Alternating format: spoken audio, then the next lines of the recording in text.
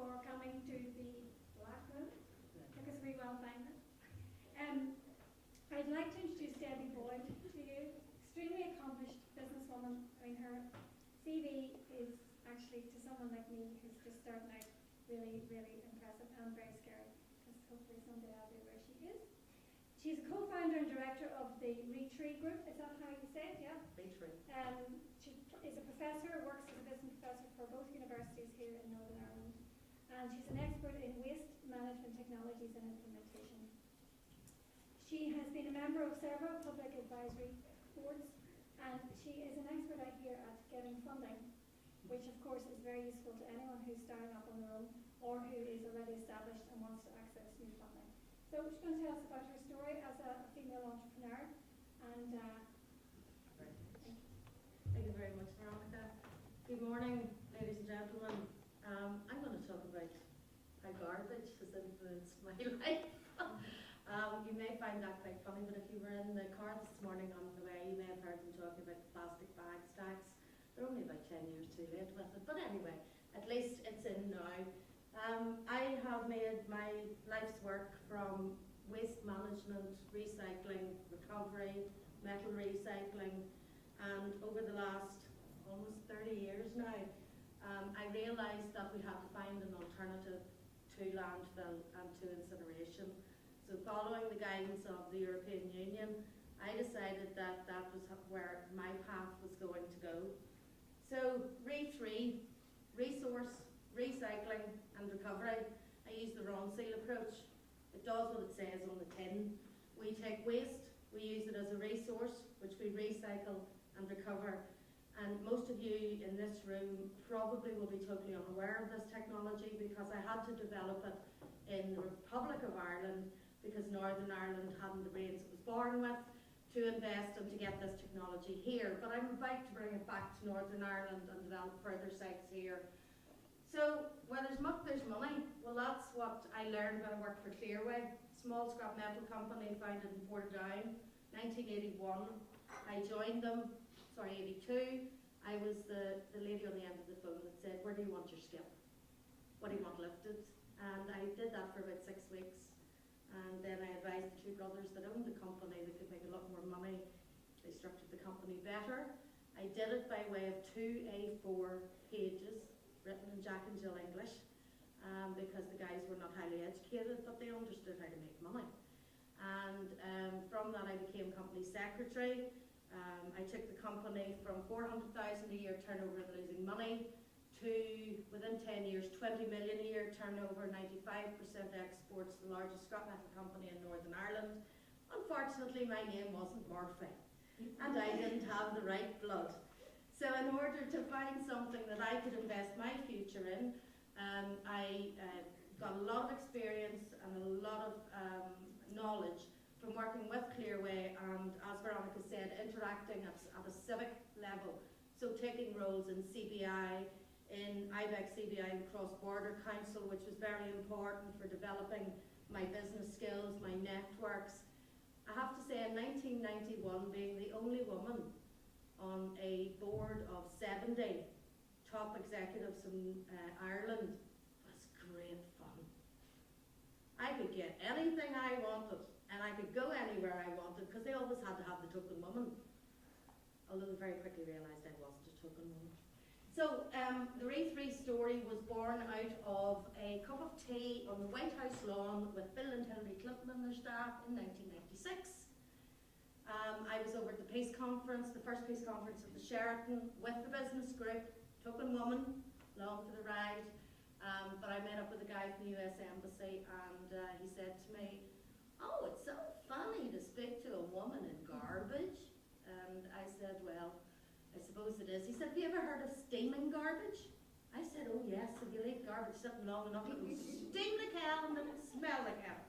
He said, no, no, no, steaming garbage. Putting it into a vessel and cooking it using steam. I thought, no, you don't add water to waste. Weight is what you pay for it by. It doesn't sound like a good idea to me, but I thought I would investigate it. So that item you see at the top of the screen is actually 65 feet long, 20 feet in diameter, 65 tonnes in weight, and it takes one full lorry load of garbage at a time. And I'll show you what it turns it into, but for those of you who are anti-incineration, as I am, this is the solution for recycling and recovery. I built the first commercial scale plant of its type with 10 million of private money in Limerick, and I'll show you what it does as we go through. Who am I? Why should you listen to me? Well, you don't have to. Everything here's free today, so you can take my advice or not. I've been self-employed after leaving Clearway since 1992. I'm a director of a number of environmental services companies. I'm an honorary visiting professor at the Faculty of Environmental Sciences in the University of Ulster, and I lecture there regularly. I also lecture as a guest lecturer here in the civil engineering side. I was chairman of the Waste Management Advisory Board for Northern Ireland and a co-author of the Northern Ireland Waste Strategy. Now let me tell you something about strategies. You can write strategies and you can print them from now to doomsday. But this country could pave the road to paradise with consultants' reports and experts' reports and reports from this one and reports from that one that stop them doing anything. I'm about to come back to this country and really make them sit up and listen as far as waste is concerned. I have had enough. And the last straw is this proposed incinerator on the hill, on the very hills that we've named these rooms after.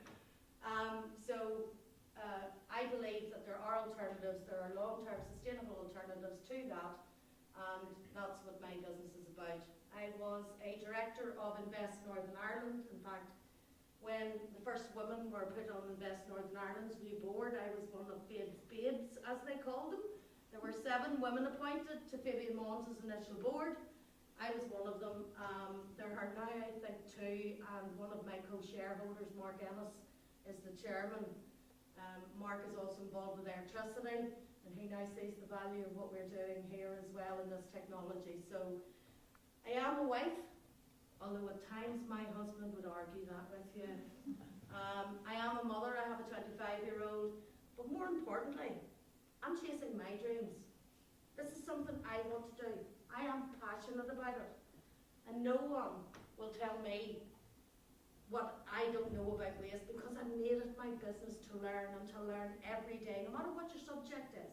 Keep learning, keep finding mentors, keep finding people, listen to them. I never went to university. I never had the benefit of university education. I left school at 16. In Portadown, you have 2 choices. You go to Ulster Carpets, or at the time Ulster Laces. One was a shirt factory, the other was a carpet factory. My family has a history of working with Ulster Carpet Mills from 1939.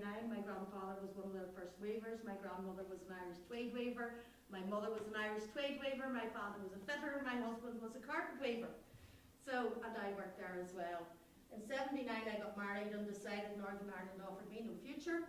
So I went to Amsterdam.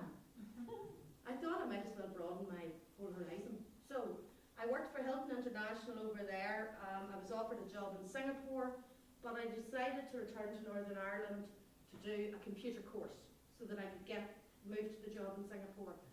And circumstances when I got home meant that I couldn't get the computer course done in time to take up the post. And being a woman who never looks back, I said I'm here for a reason. And that's where Clearway came into the picture. I'm not pressing the right button to go, move. Is this me? Technical people, help. You're worse than me. I thought it was just stop and go. I'm running it off the box there in the corner, technically known as a computer. Right, give me the button here. No, we'll go manual. There we are. Yeah, I'm going manual. As I said, I worked as a receptionist in Clearway, became self-employed. Those are some of the things I do. I've been an industrial and fair employment tribunal panel member since 1989. So this year, at the end of this year, I'm celebrating my 6th appointment in 5 years, so that'll be 30 years doing that. I was a board member of Enterprise Ulster. I had to start the Enterprising Women's Network in Armagh and Down. And I did a number of other things as well alongside social things, but I'll stick with business at the minute. What were the barriers to being not just a woman in business, but anybody in business? There are some specific to women, I have to say, which you will all appreciate, but there weren't any clear support mechanisms. I'm so pleased now that young women coming into business do have organisations like Women in Business Northern Ireland, like BizNet, like all those other local networks that help you get your grounding and then allow you to move out. In my case, I only could go to CBI, Federation of British Industry, or the Institute of Directors, and I wasn't a director, and so there were only established networks that I could go to, and I played every one of them to the max. Wherever I could get in, I was in the Economics Affairs Committee, I was in most meetings with the government departments, because that's where you learn, that's where you get your knowledge. And in my business, I need to be looking 10 years ahead in terms of technology. Let me tell you, if Belfast accepts an incinerator as a solution for waste, you are sentencing yourselves to 25 years of your waste going nowhere but up into the atmosphere. And I believe that's the wrong way to go in this age. And if somebody asks you to invest in something for the next 25 years, you know yourself, computers are out of date in 6 months, and incinerators are old technology. Confidence. Well, as you can see, I'm sort of slightly brimming with confidence because really nobody knows more than me about my business. So, you know, you've got to be confident. You've got to be able to sell it to non-believers. The old, can I speak to your boss, love? How many times have you rung up as women in charge of businesses and gone to banks? Banks are my favourite. I'll name one. I'll name and shame one because they've really gone bad lately. Ulster Bank. In 1985, when Clearway was going limited, I went to the 4 majors. At that time was AIB, Bank of Ireland, Northern and Ulster. There was a wee savings bank called the TSB, which is now First Trust. And when I went to the Ulster, the guy actually said, could you ask your 2 bosses to come in and see me? I said, if you're not prepared to do a deal with me, you'll not get in Clearway's business. Now Clearway's business went to a multi-million level.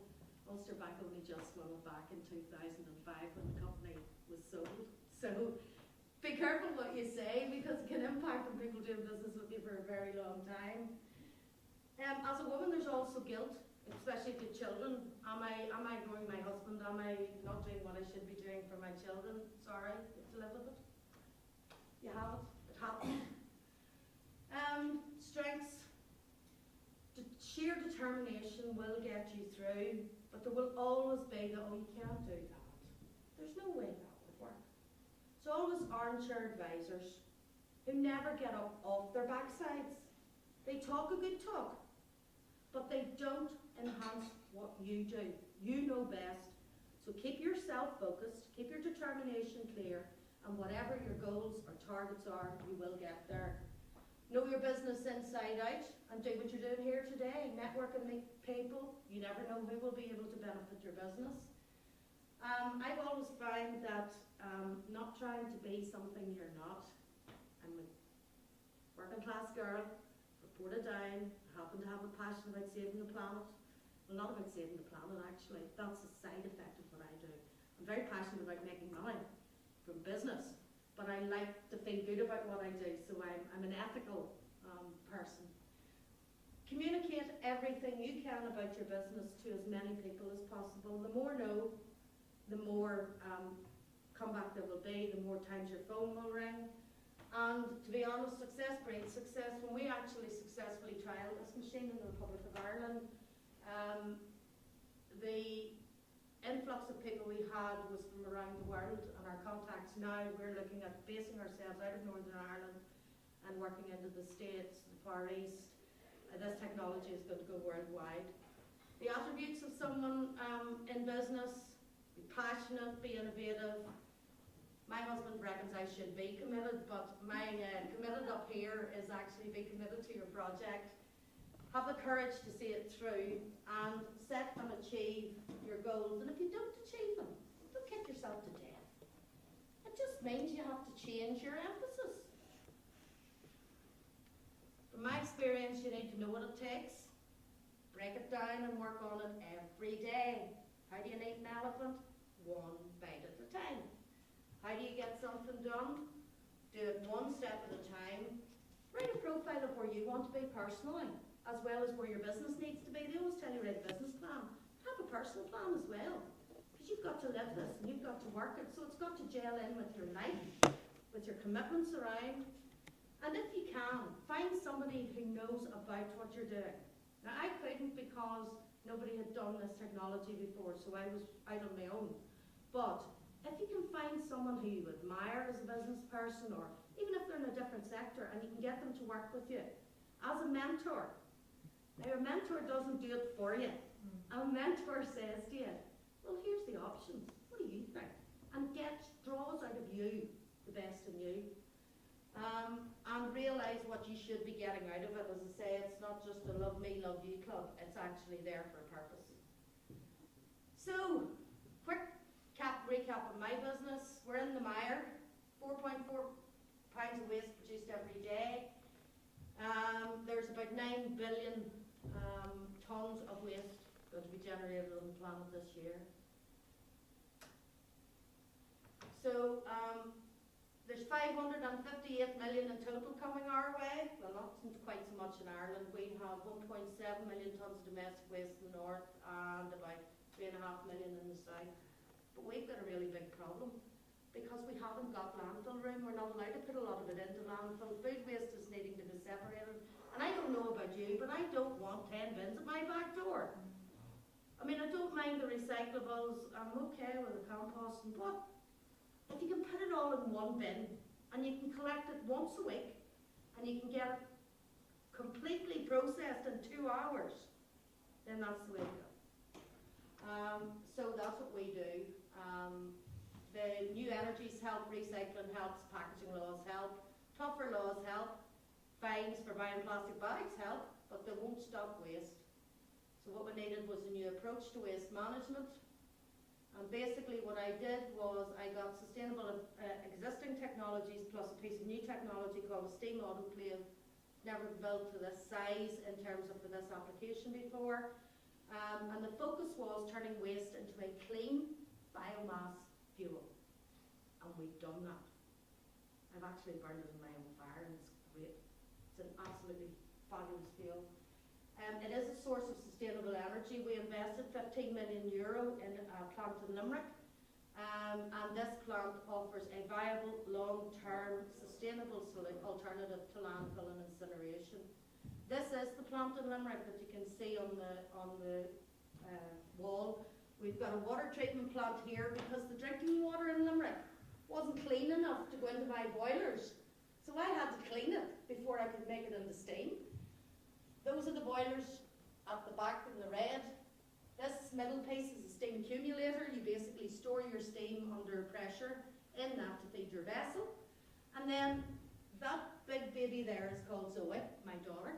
And there's 2 of them. And the far one is called Julie, named after the designer. And they each can take a full 40-foot load of waste. And if you care to go to my website, you'll get the pleasure of watching somebody dumping a rear end load of waste straight from collection and it going through the whole process, and you'll see the product at the far end. And it was all filmed here. It is industrial scale. This will replace a landfill site, so 2 of these vessels can do 150,000 tonnes of waste a year. It loves food waste. It loves all kinds of organic waste. It's clean and green and it's fully computer controlled. So what you have is the waste cooked under pressure. The volume reduces by 80%. It's cooked at 160 degrees for 40 minutes, so therefore it's sterile. It comes out actually more sterile than, it's sterilised more than the equipment that they sterilise in the hospital, because when you get it operated on, it's 140 degrees for 20 minutes. The cooking time in this vessel is 40 minutes at 160 degrees.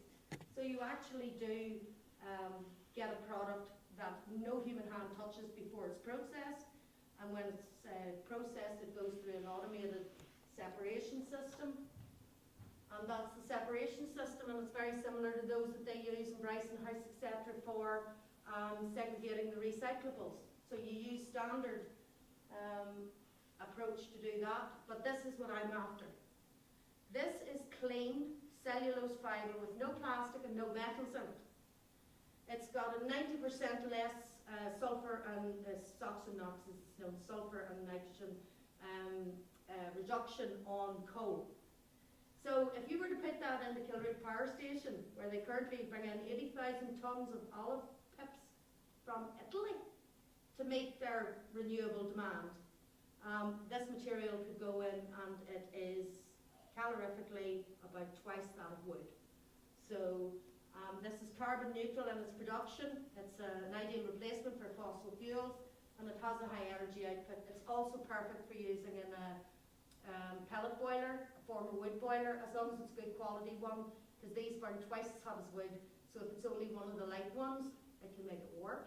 So you've got to be careful that you've got a good quality boiler. It can also be made into heat logs, and those heat logs can burn in your fire like ordinary heat logs. And that will all be happening. That manufacturing process with this fibre will be happening in Northern Ireland within the next 9 months. So we're trying to turn garbage piles like that into nice fields with sunflowers. So why do I do it? I'm living my dream. I'm funding the lifestyle I want. I believe I'm positively contributing to Northern Ireland and the island of Ireland, and more importantly, I'm working to live, not living to work. And balance is the key. That's why I do it. For my family, and so we can achieve what we want to achieve. All work and no play makes Debbie a dull girl, so she likes to play, particularly in Daytona Beach. I love motorcycles, and they're an expensive hobby. So I do it for the Harley and that one. And to conclude, if you're innovative and entrepreneurial, think international. Don't be afraid to. Because international means that what you do here, you can successfully sell to the world. I did, and I met an Irish American who raised the funds to build the Limerick plant. And it came out of a local politician here who happened to say to an Irish American, if you want to know anything about waste, talk to Debbie Boyd. And he came and saw me in Portadown, and since then he's invested millions in Northern Ireland, in the plant, and in the technology.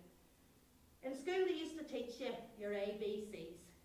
Well, I'm going to teach you your CBAs. Conceive your idea. And I just don't mean think about it and say, I think I want to do it. I mean feel it. Want it. Conceive it clearly. You have to have it clear before anybody else is going to listen to you. Then believe what you're going to do.